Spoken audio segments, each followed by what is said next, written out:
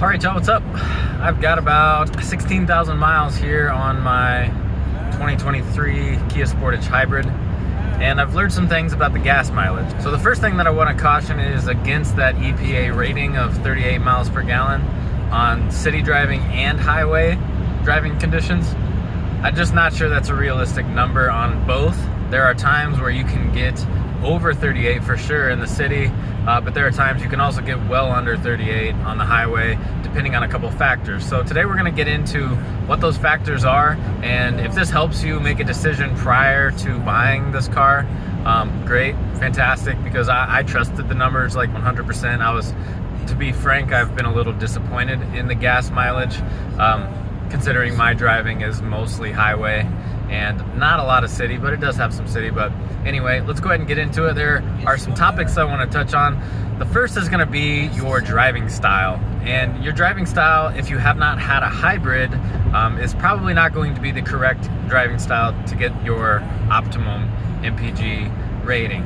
So for me, I came from a manual 6-speed stick shift where I could get 31 miles per gallon coasting and whatnot, but that didn't really, and it's not the same as how a hybrid drives. And any conventional car that's not a hybrid is going to be different in that sense. So your driving style is going to have to change. I would give that a few weeks before you really get used to it and before you start to recognize all the nuances of driving a hybrid. But namely, what I would like to talk about with driving style is if you're quick on the takeoff and you're accelerating a lot in this car, you're not going to get great gas mileage. This car likes slow takeoffs. One gripe that I have with this car is the fact that even though you might have like 50% charged battery, depending on your rate of acceleration, it might instantly go to the gas engine instead of using the battery to accelerate, even though that battery is perfectly capable of pushing you and accelerating you well over 20-25 miles an hour. The car likes to choose not to do that. And I've noticed a couple things when it comes to this behavior. So if you are under 50% battery charge, it is much more likely that the car is going to go to the gas engine for acceleration, even if that's slow. So I noticed this in residential areas. If I fall just below that 50%, I'm taking off from a stop sign or I'm making a turn, the gas engine will kick on instead of the hybrid electric engine or motor, whatever you want to call it, and that costs me gas mileage. And that's one thing I don't like, because as I said before, the battery is perfectly capable of outputting enough power. I've done it when on a higher charge, so I know that it can put out the necessary power to go up over 25-30, and I'm talking acceleration that's not very aggressive, just normal acceleration on residential streets. So that's one major gripe that I have. So you do have to change your driving style. Another thing when it comes to driving style is when you're on the highway, and for example, I drive in Chicagoland, and so there's really rarely a time that I can sit on the cruise control and expect to stay there. And this actually helps the hybrid and its gas mileage, is because you're on the gas, you're off the gas, and every time you let off the gas, the hybrid system is using that energy and harvesting some of it and putting it towards your battery charge. And the more you're doing that, the more you're charging up, the more you can use it at higher speeds. So that part I really do like. I just wish that it would allow you to utilize the electric a little more frequently. It can handle high speeds. I've gone 100% electric, going 80 miles an hour, and maintain that on like a flat highway. That's no issue. Another thing that obviously this car really likes is braking. So if you're braking a lot and you're very well, let's just say if you know you're going to be coming to a stop, the earlier you can start that braking and do it lightly, the more your battery is going to charge, and that's more juice for you to use. So that's a small thing that you'll learn really quickly, is that the more you brake, and there's a specific technique, if you use that kind of slow brake technique, I find it charges up the battery better, but that's just my experience. Another really important factor when it comes to gas mileage in this car is temperature. This thing is a beast in warm temperature. So if you live out west and you're in the 80s and 90s, I don't know the physics behind it, but this thing absolutely eats up warmer temps. You can run the AC, do whatever you want. It gets great gas mileage in warm temperatures. Now, the opposite is not true. This car does not like cold temperatures at all. And there are some performance differences in cool temperatures that I'm going to talk about. But just as a general rule, I want you guys guys to recognize that if you live in a seasonal climate like I do in Chicago, there are going to be times of the year where this car gets nowhere near the gas mileage you want it to. And to me, as a first-time hybrid owner, that was pretty disappointing, but there's physics behind that with lithium batteries and their output abilities when they're cold, blah, blah, blah. We're not going to get into that, but the fact of the matter is this car just does not do as good when it's cold. Now, I found that there is a temperature cutoff when this car really starts to deteriorate in its performance, and that's not right around freezing, it's slightly above it. So I've noticed that if it is about 36 degrees or above, the car is much more likely to utilize the electric system. But once you drop below that, even when the battery has been warmed up and used, it still wants to just go straight gas. And some of this has to do with if you have the heat on, right? Because the electric is not generating heat like an internal combustion engine is. So if you're running the heat all the time, it's gonna wanna use the gas anyway. But let's put that factor aside. When it's above 36, the car seems to be able to get power flowing through that battery a little more quicker.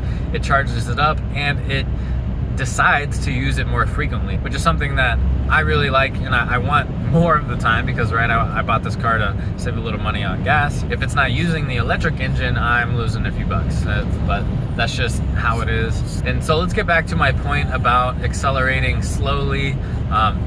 Definitely when temperatures are lower, the car does not want to use that electric battery when you're accelerating, even if it's slow. So below that 36 degree cutoff, it is very hard for this car to switch into electric mode and stay there. Now, I wish there was an override in this car where if you have battery, you could stick full electric, especially at low speeds, but that's just not the case.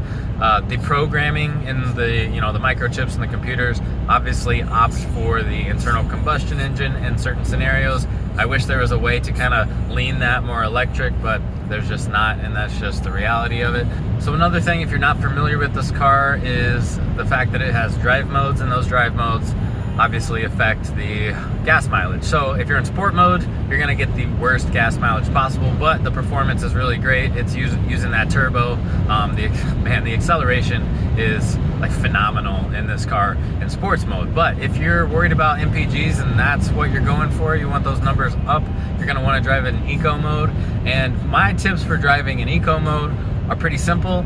I like to actually accelerate and get not necessarily aggressively, but I like to get going a little faster than I need to, and then I let my foot off the gas and I fall back to where I want to be, and that also initiates the electric system. And then when you do that, you're driving an electric from there, and you can maintain that speed. The battery runs down, obviously, but as you stop, you're braking, you're generating some more electricity, and that's being harvested to the battery, and you just rinse and repeat over and over, over and over. So if you like to keep your foot on the gas pedal and never take it off and never change, I would advise that you get out of that habit, because the more you let off the gas like this, you're pushing down, you let off, it's harvesting that. I don't know if it comes from the axles or what, or if the brakes are always slightly applied when you're in eco mode. I'm not sure how it happens, but in any case, that energy is harvested every time you let off the gas pedal in eco mode. I can't speak for the other modes. Eco mode, I am sure, because I can sit and watch it on the screen and see what happens. So you're gonna wanna change your driving style in eco mode to really utilize that feature that is present in this car. And lastly, another factor that's really gonna affect your gas mileage is where you're driving this car.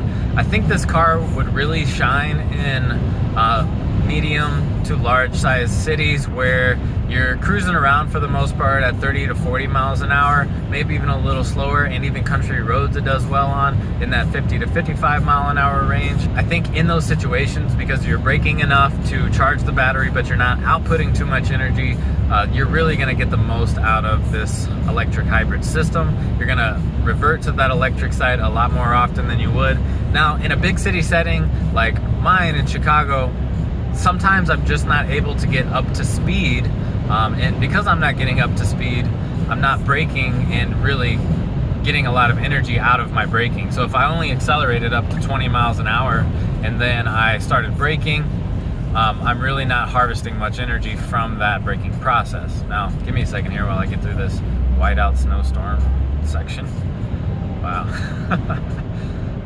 We're gonna get away from that person. All right, so back to it. So On the contrary, if you live in an area where you are able to maintain your speed, and obviously there's going to be stop signs and stop lights every once in a while, I think going at a higher speed and then braking is going to charge your system better than it would in the city. Now, that's not to say it can't get great gas mileage in a big city situation where there's a lot of stop and go. In Chicago, in the warmer months, I can definitely get over 40 miles per gallon in this car in a city setting. But that, like I said, is going to deteriorate during certain months of the year, so you're not going to get that all the time. Lastly, if you are driving on the highway a lot like I am, when I go to work, I commute 30 miles, and I do that round trip, so 60 miles a day. 85-90% of that is highway miles, and you really have to adjust your driving style. You have to drive a little slower. Now, if you've ever been on the Dan Ryan or anything around Chicago, you know that the de facto speed limit is 75, and this car really likes if you go below 75 to really get the best out of both systems, the gas engine and the electric system. But sometimes it's just not always possible. If you're, maintaining pace with traffic, you don't have to drive like an idiot, but maintaining the pace sometimes is going to cost you in areas where the de facto, not the real speed limit, is much higher. So I try to keep it, if I'm really worried about my miles per gallon, I'm trying to keep it around 72, 73, 74. I really don't want my RPMs going much above 2.2 or 2200 rounds per minute. I do want to caution and say that you can still get some decent numbers when it is cold. Like, for example, the other day I was coming home from work and I think I got like 36 miles to the gallon. It was still in the mid to upper 30s, but that's because traffic was going a little slower. I was doing a little more braking, a little more accelerating, braking, so on and so forth. So that really helped the car achieve those numbers. But it is still possible in the cooler months.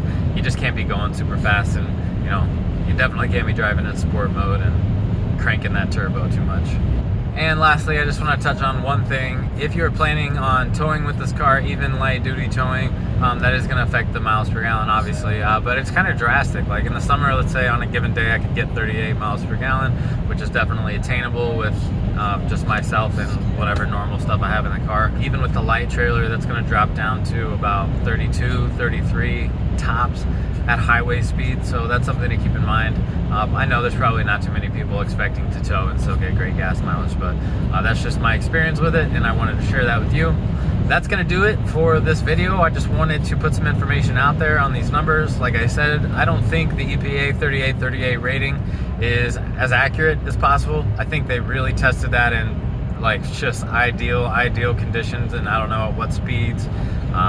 Yeah, I don't know the parameters for those tests. I'm sure I could look into it, but anyway, I wouldn't trust those numbers 100%. I would make the decision based on your driving area, your driving style, seasonal climate or not. Those are going to be bigger factors than what the EPA numbers tell you. So go ahead and keep that in mind, and like and subscribe if this video is helpful. I'll be having Sportage videos come out every now and then as I learn more about it and as I do things to the car, and I'm always down to help you guys understand this car a little better or figure out how to do something. So see y'all next time.